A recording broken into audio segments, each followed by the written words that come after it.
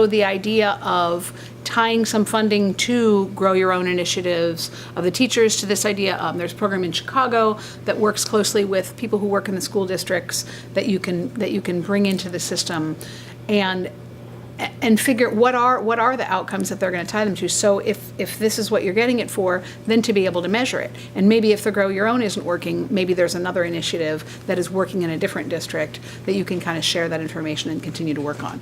You can't guarantee success, but if you are tying the funding to what you are trying to achieve, if you don't know what you're trying to achieve, if you don't work it into your overall goals and kind of have a system that you're trying to accomplish, then you're never going to get there. So setting the goal, I would argue, And is if I the could, first. on page 13 of the report, you'll see one principle. The first principle there is equity, and this gets to the equity conversation. Everything we know we have gaps in school performance for certain populations, whether they're students in really small schools, or they're students of color, or they're students with disabilities.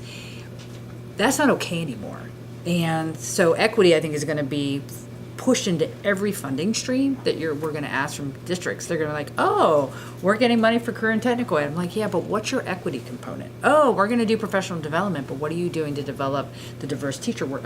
So we're going to be asking a lot more questions than I think we've asked in the past to go with those funding streams. So I get that part, but I guess what I'm trying to figure out is like, how would that work on the ground? Like, you just talked about a Grow Your Own program in Chicago. Does that mean you give funding to a school district to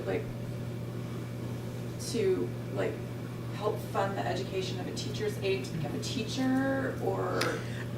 Very much so. And again, I'm not the policy expert on that, but there are experts. There's ODE. There's experts in the districts who do know how to do this. And the idea of tying funding to that specific outcome that you're trying to get is half the battle.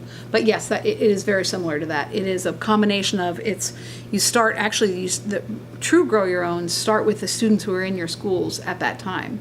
And you give them, you expose them to the career while they're in school. You develop partnerships with local community colleges or universities and their teachers ed programs, and help. Maybe you set up partnerships. They do a lot of this work in Eastern and Southern Oregon, where you develop partnerships with those schools that incentivize those kids to go there.